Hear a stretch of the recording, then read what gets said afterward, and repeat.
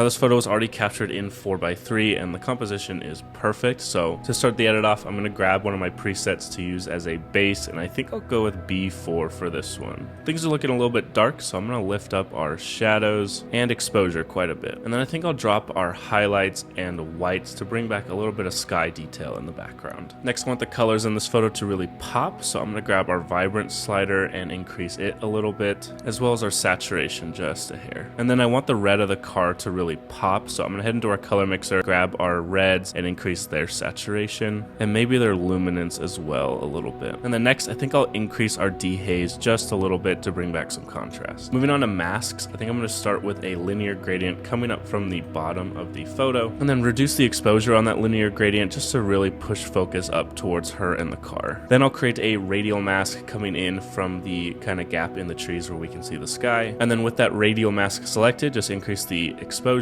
highlights, warmth, and decrease the dehaze to really accentuate the sunlight peeking into the photo. Then I'll create a subject mask so we can lift up the exposure of her and the car a little bit so they stand out against the background a little bit more. And then just increase her highlights a little bit. And then maybe actually just drop our overall blacks a little bit more to bring back some contrast. And I think that'll do it for this one. So here's our before and our after.